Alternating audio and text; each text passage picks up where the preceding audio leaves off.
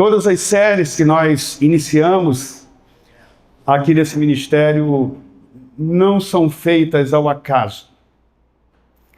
Sempre nós submetemos à direção do Espírito Santo, porque nós não somos profissionais da palavra de Deus, entre aspas. Nós somos completamente dependentes da direção do Espírito Santo. Então nós não nos movemos por uma moda, nós nos movemos pela direção do Espírito Santo. Deus tem nos dado desafios, grandes desafios, naquilo que diz respeito à ministração e ao ensino da sua palavra. Num tempo como esse, as pessoas elas estão muitas vezes mais dispostas a ouvir coisas que não confrontam, que tragam apenas incentivo e que você vá andando de vitória em vitória, né? Esquece que para ter vitória tem que ter luta, né? E nós, para vencermos, nós precisamos nos valer da palavra de Deus. Não é verdade? Então hoje nós estamos fazendo uma pequena abertura, até por conta do tempo, dessa série. Mas eu quero animar você a prosseguir conosco. Serão 10, após essa, 10 encontros, eu irei ministrar, mas também outros virão ministrar. Aqui nós gostamos de dar oportunidade para outros ministrarem, e assim também nós bebermos de outras fontes, né, daquilo que Deus tem revelado a essas pessoas. E nós entendemos que vai ser um tempo muito especial, não é? Assim como foi o desafio de fazer a série Escatologia. Foi bem difícil, né? Mas Deus deu graça e nós vencemos, e hoje nós vamos daqui a pouco cumprir a última etapa desse propósito. Vamos orar? Senhor, nós vamos agora ministrar a Tua palavra, que a Tua graça esteja sobre nós, que o Senhor fale através de mim. O Senhor sabe o quanto eu sou dependente do Senhor, e que o Senhor receba toda a honra e toda a glória. Eu peço a Ti, Pai, que nós possamos ser agora ministrados e que nós nos conectemos com o Espírito, contigo, com todos os nossos sentidos, Senhor. Não permita que o inimigo roube aquilo que o Senhor tem para nós nessa noite. Assim nós oramos no santo nome de Jesus. Amém. Queridos, nós vamos então falar nesses dias da necessidade de nós aprendermos a lidar com conflitos. Vocês estão ouvindo esse som aí? Não é que a minha voz é de muitas águas, não, tá? É porque nós estamos com a mesa nova, né, Davizinho? E o Davi está aí ajeitando, o negócio vai pegar aqui, quem sabe faz ao vivo, tá? Logo, logo vai estar 100%. Então, nós precisamos então aprender a lidar com conflitos biblicamente. Até porque conflitos estão inerentes à vida humana, não é? Com certeza hoje você enfrentou alguma situação de conflito. Às vezes esses conflitos começam mesmo em casa. Mal amanhece o dia, já tem um mini fight, né? E aí você sai meio bicudo, a esposa sai meio bicuda, e ali começa um dia conflitivo, conflitante, né? Então é impossível, porque está inerente à nossa vida, nós caminharmos sem que tenha conflitos. E eu lembro de uma vez ter ouvido um pastor dizer um versículo, Josinaldo 15, 22, que diz assim: onde estiverem 2 ou 3 reunidos, ali poderá haver um conflito. Estão ligados ou não? Não é verdade? Então, queridos, os conflitos basta ter gente, pastor Cavete, não é? Para poder haver um conflito. Coloca aí o nosso PowerPoint para ajudar um pouquinho aí os queridos a acompanharem. Então vocês veem que nós temos diversos conflitos, por exemplo, atualmente conflito entre nações. Algumas guerras, nós já vimos falar sobre isso recentemente aqui, mas tem nações em conflito mesmo, em conflito de armas, né? Nós temos também, pode passar, um outro tipo de conflito que são os conflitos profissionais. Olha, gente, essa foi uma área que eu tive muita luta. Eu tive muita luta, como eu venho da área comercial, da área de marketing, então foi uma área que eu tive muitos conflitos ao longo da minha carreira profissional. E esses conflitos acontecem por questão de função e posição. O camarada acha que poderia estar num lugar melhor do que ele está e que aquele não merece tanto, mas como ele é puxa-saco e tem um tal de baba, não vou falar não, né? Que também acontece, e aí começa a ter conflitos no ambiente de trabalho, né? Às vezes na área comercial tem um conflito por área geográfica, por cargo, às vezes é inveja, não é verdade? Vocês já viram isso? Onde vocês trabalham, né? Às vezes preferências, o cara acha que o chefe gosta mais dele do que dela, né? E aí começa a confusão, às vezes é falta de reconhecimento e também a questão de diferença de personalidade. Um outro aspecto que nós vamos... Eu escolhi 3 porque são muitos, né? Na área conjugal, no casamento. Às vezes os conflitos acontecem por causa de quê, gente boa? Ciúmes, não é? O cara está olhando para ali e passa uma mulher, a mulher já está olhando para ali. Ou o contrário também, né? Hoje já tem o contrário, tem os bombadão e tal, e as mulheres olham. E às vezes não tem nada a ver, às vezes tem, outras vezes tem. Muito bem, grosserias, aquele marido, né, que o bicho é grosso. E aí começa, pô, você só fala gritando comigo, você não me trata bem. E aí começa a confusão, os conflitos, questão de infidelidade, falta de cooperação, a questão da desconfiança, né? Maus entendidos. Olha aí uma área que dá muito conflito, gente boa, din-din, não é verdade? Dinheiro. Tem algumas irmãs que têm uma tal de terapia, né? Que é a card terapia.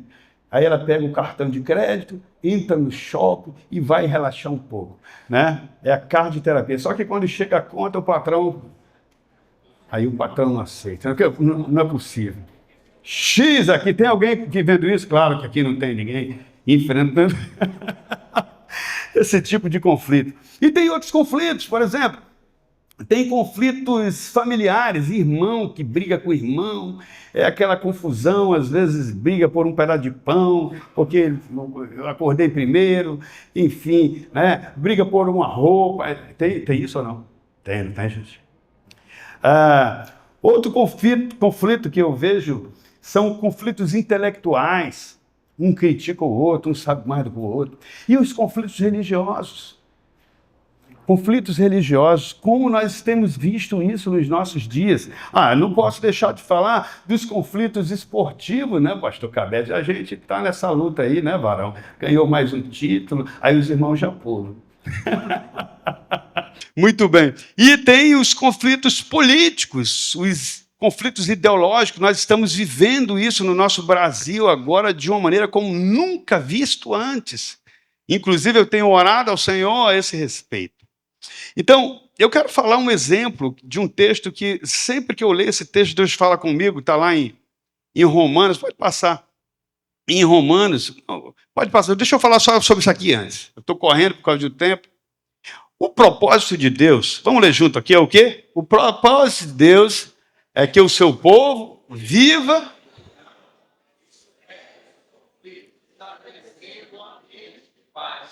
Esse é o propósito de Deus. Tende paz com todos. Né? Nós precisamos, então, ser promotores da paz. Mas aí você precisa de um detalhe. Esse propósito... Vamos ler rápido, juntos. Tá.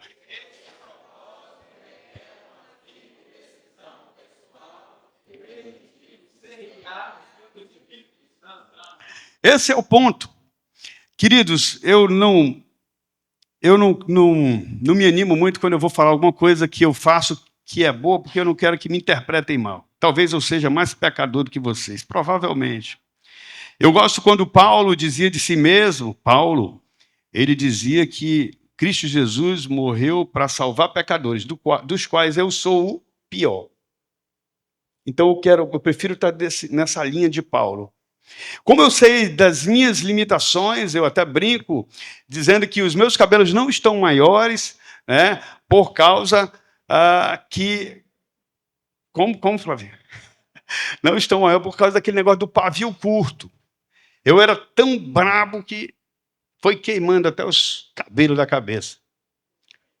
Mas eu tive que aprender a me submeter ao Espírito Santo. Então eu quero falar para vocês, pode passar o texto aí que nós vamos ler juntos, desse texto de Paulo em Romanos, quando está acontecendo um conflito religioso. Um conflito que tem a ver com comportamento, com cultura, né? E Paulo, no capítulo 14 de Romanos e também no 15, ele instrui a igreja como eles devem agir. Agora, essa instrução, ela é útil para outras áreas, não somente para a área religiosa. E então eu quero ler com vocês. Diz assim: nós que somos, vamos ler juntos? Devemos ter consideração pelos fracos e não agradar a nós mesmos. Olha que instrução interessante, pastor Cabete. Normalmente, quando nós chegamos num lugar que nós vemos que alguém é inferior a nós, a gente se acha ainda mais poderoso e se acha no direito de até menosprezar aquela pessoa. Eu lembro uma lição que eu aprendi com o Espírito Santo. Eu achava que eu tinha muito conhecimento bíblico.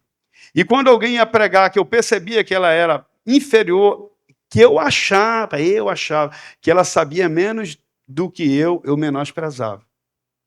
E o Senhor me disse o seguinte: quando você entender que a palavra é minha e eu falo através de quem eu quiser, você vai receber muito mais de mim do que você tem recebido. Então, a partir de hoje, não menospreze o pregador. Vocês que são fortes. Se você acha que o outro é fraco, né? Vamos em frente. Devemos agradar ao próximo, visando o que é. Não é qualquer coisa que nós vamos agradar ao próximo. Nós vamos agradar no que é certo. Olha só que instrução. Com a edificação deles como alvo. Vamos para frente. Pois Cristo...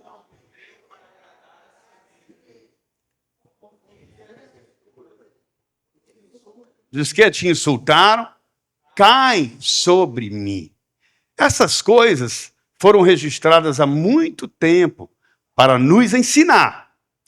E as Escrituras nos dão paciência e ânimo para mantermos a esperança. Então, queridos, você, em hipótese alguma, é melhor do que ninguém e naquilo que você tem que melhorar, a Escritura ensina. E aqueles que cometem deslizes, conflitos recorrentes, a Bíblia diz que essa Escritura, ela ensina, ela traz ânimo, né? E ela traz esperança. Eu lembro um tempo que o meu filho Gabriel era pequeno e eu, com aquela minha atitude rápida, sempre correndo, né? E às vezes impaciente, intolerante, eu falava certas coisas para ele. E era duro. Eu depois ia lá com ele e dizia: meu filho, me perdoe, eu fui muito grosso com você. E teve uma vez que ele falou para mim: mas o senhor fez de novo. Aquela... E era verdade, né? Mas eu precisava entender que Deus estava me tratando. A palavra de Deus traz essa paciência e esse ânimo para que nós mantenhamos a esperança e continuemos esperando que o Senhor vai dirigir e a gente vai melhorar. Amém? 5. Que Deus, aquele que concede paciência e ânimo, os ajude a viver em completa harmonia uns com os outros. Os ajude a viver em completa harmonia uns com os outros, como convém aos seguidores de Cristo. Isso é a vocação. Nós vamos ver Paulo falando sobre isso lá em Efésios. Isso é uma vocação, nós vivemos em harmonia uns com os outros. E a base da harmonia, meus amados, é respeito. Se você tiver harmonia, mesmo quando você, por alguma razão, recebe uma ofensa, você que é mais forte, você não devolve na mesma moeda. Você apazigua, porque você é um pacificador. E aí ele diz o que mais? Então, 6, todos vocês poderão se unir em uma só voz para louvar a Deus, o Pai do nosso Senhor Jesus Cristo. Portanto, aceitem-se uns aos outros como Cristo os aceitou, para que Deus seja glorificado. Então você vai ver aí que Paulo fala algumas palavras, passa aí. Ele fala sobre vocês que sois fortes, devem o quê? Ajudar os fracos naquilo que é certo para edificação, esse é o alvo. Ele fala que você não deve agradar primeiro a si mesmo, mas aos outros. Mundanamente falando, nós queremos primeiro fazer o quê, gente boa? Agradar a si mesmo. Mas a lógica de Deus é outra. Você tem que agradar primeiro ao outro, porque você é mais forte que ele, você é mais preparado que ele, você é um novo homem, uma nova mulher. Ele diz também que tem que corrigir naquilo que é certo, tendo alvo como edificação, né? O edificar é o nosso alvo. E ele fala sobre o ensino e o consolo das Escrituras.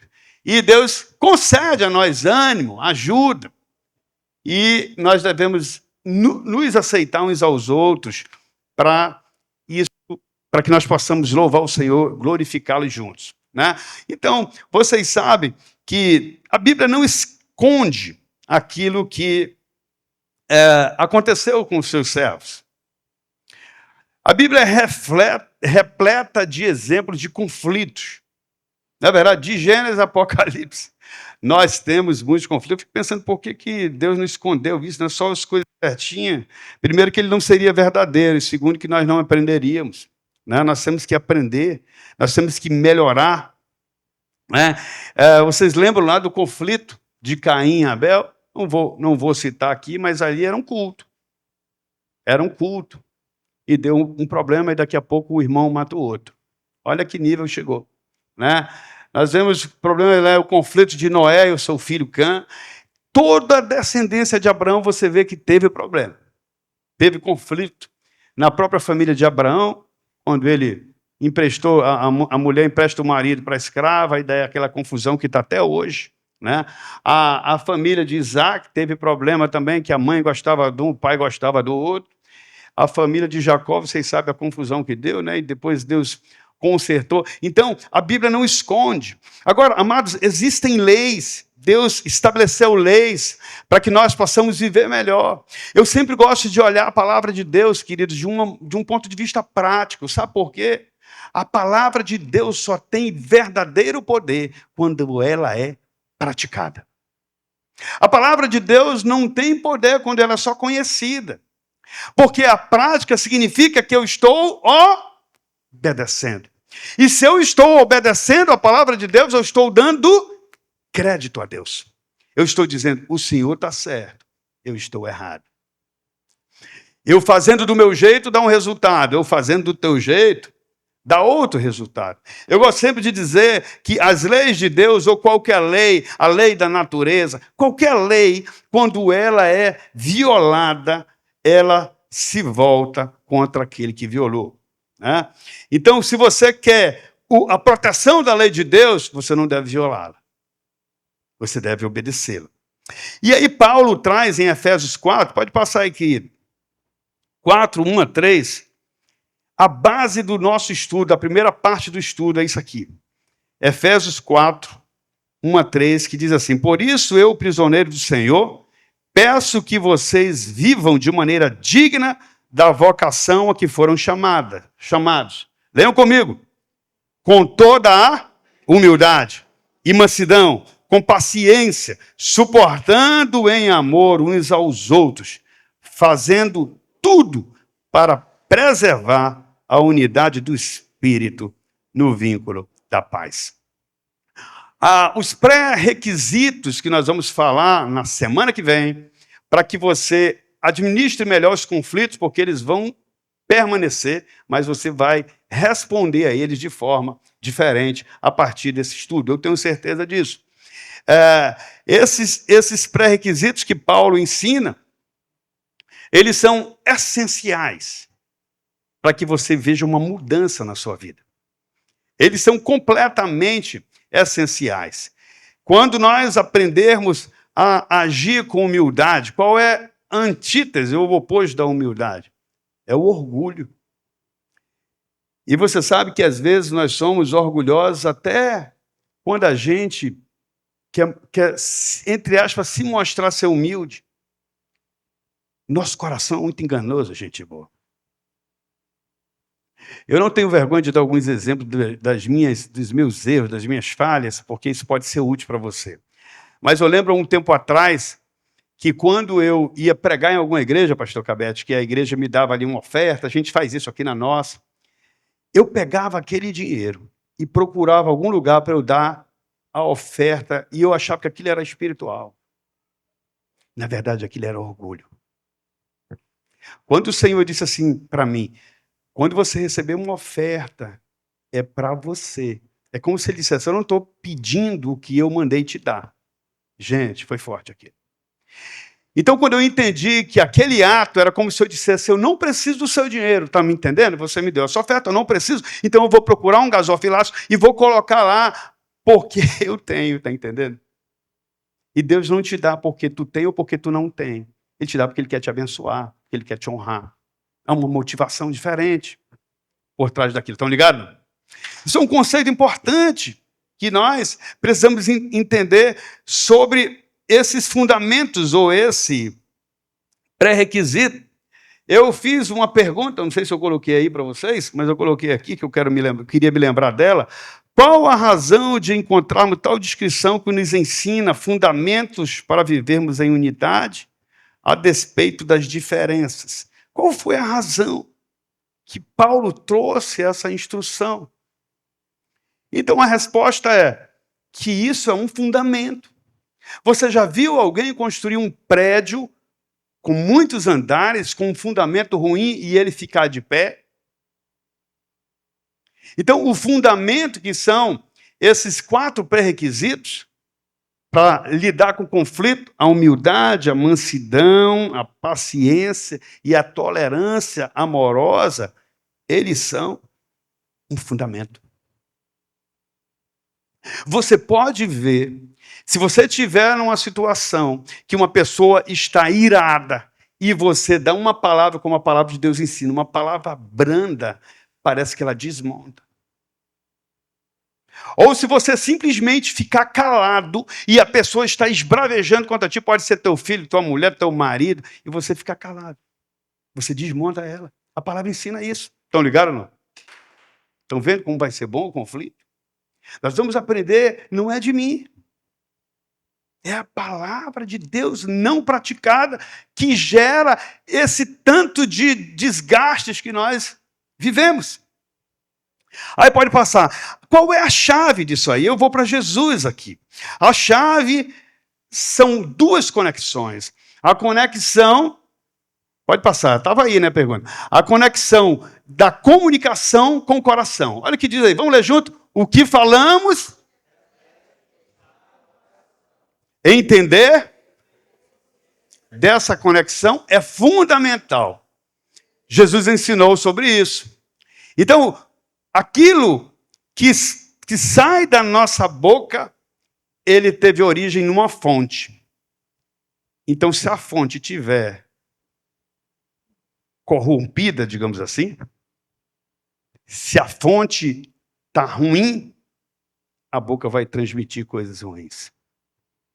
Mateus 15, 7, Jesus está numa outra disputa religiosa. E diz assim, hipócritas, Isaías, ele está falando ali com os fariseus, Isaías tinha razão quando assim profetizou a seu respeito, este povo me honra com os lábios, mas o coração está longe de mim. É muito fácil louvar com os lábios. É muito fácil louvar com o coração. Você já teve algum culto que tem alguém, você percebe que ela está quebrantada, que ela está ali louvando, o irmão nem canta muito bem, tal, e você está ali frio, ela está louvando em espírito, com um coração puro.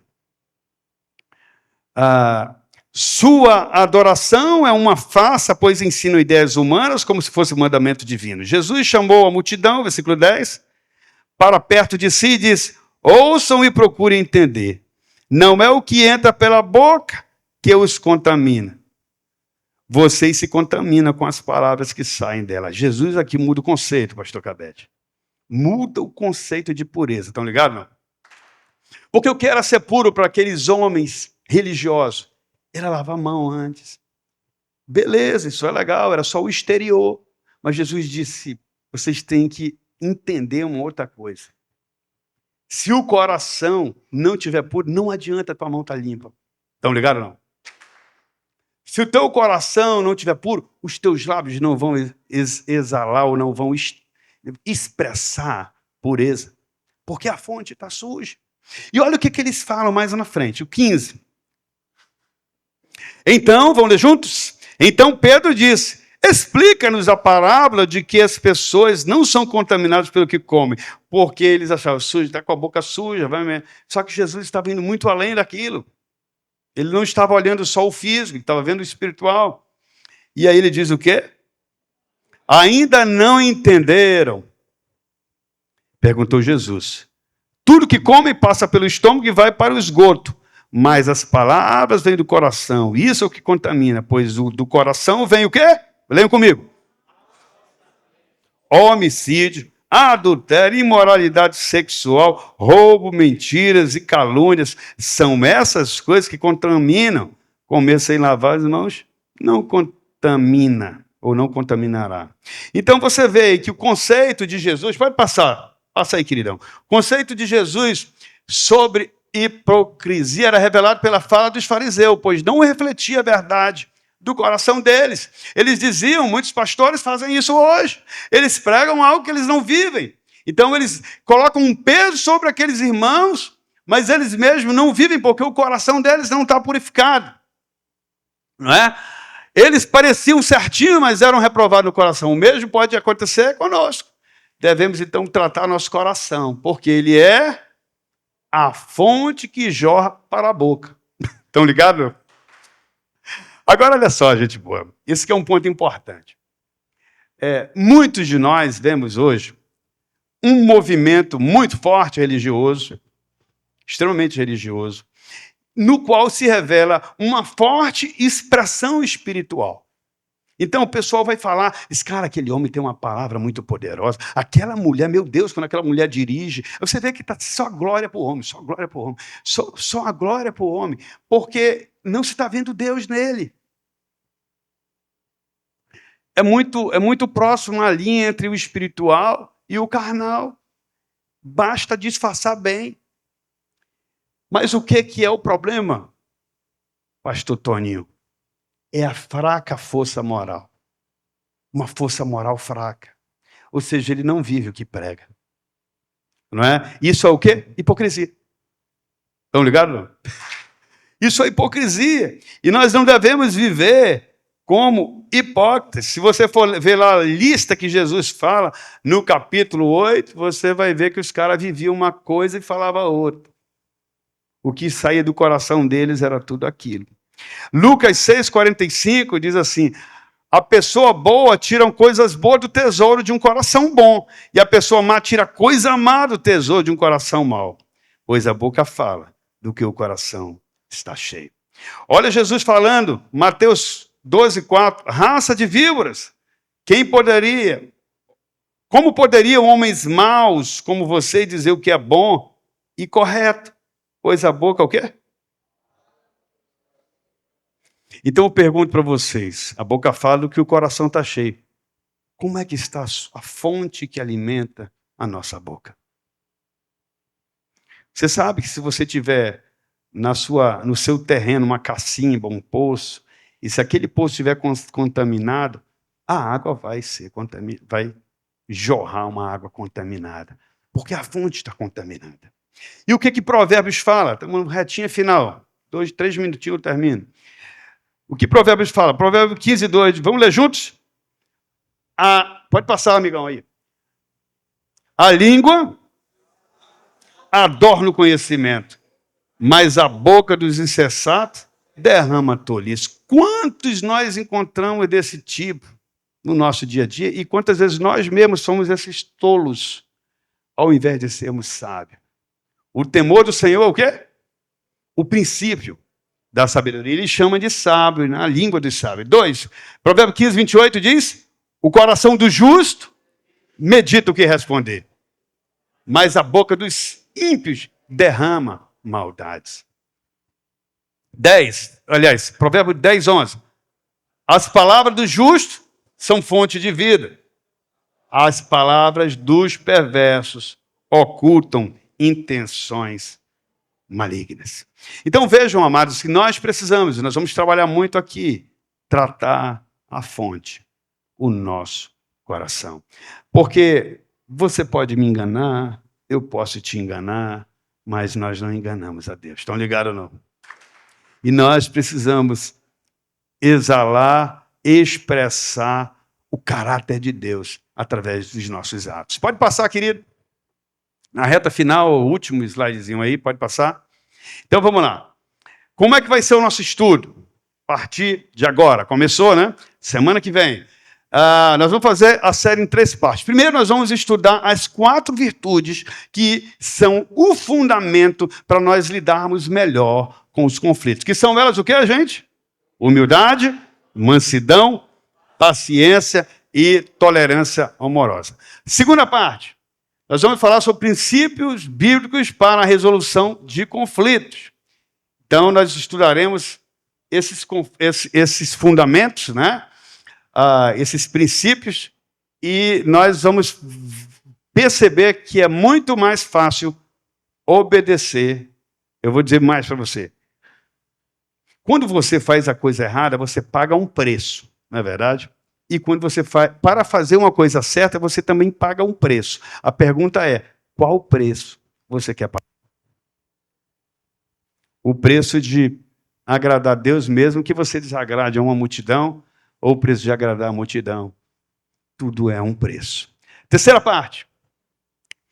Resolução de conflitos familiares. Nós vamos tratar sobre isso, resolução de conflitos familiares, né, estudando esses princípios práticos para que nós possamos nos tornar pacificadores. Quais serão nossas ferramentas? Primeiro, a palavra de Deus. O que eu mais li aqui li bastante versículo hoje, não foi? Então, a palavra é a nossa principal ferramenta. Mas nós vamos utilizar 2 livros, serão 2 fases. Pode passar aí, queridão. Primeiro livro é esse aqui, Resolução de Conflitos, uma compreensão bíblica e suas implicações para a dinâmica dos relacionamentos. Esse livro é um livraço, nós usamos no nosso curso de aconselhamento bíblico. É um livro que eu uso bastante. E o outro, esse aqui vai ser mais voltado para a família, que será a última fase do nosso estudo. Né? Os conflitos no lar e as escolhas do pacificador. Um guia prático para lidar com as crises na família. Todos os anos a gente trabalha com livros. Eu já tentei mudar essa dinâmica, mas a nossa liderança entende, eu também, que não devemos fazer isso. Porque nós precisamos buscar o conhecimento. É um dos nossos pilares aqui. Conhecimento, fé e comportamento. São os 3 pilares do amigo de fé. Então, os livros, eles são fundamentais. Eles vão nos dar exemplos práticos daquilo que a palavra de Deus apresenta. Tá bom? Então, está aí o objetivo. Que a partir do entendimento de Deus, nos tornemos pacificador de nossos relacionamentos, especialmente nas nossas famílias. Nós, então, trazemos esses livros, se alguém quiser. Ele custa R$ 49,90, mas ele está por R$ 39,90. Aí tem cerca de mais de 20% de desconto. Esses livros não são nossos, são de uma editora, então a gente tem um limite com o preço deles. Tá? Eu recomendo que você invista. Quem já foi na minha casa sabe o quanto eu leio e o quanto eu gosto de livro. Isso é muito útil para o meu ministério.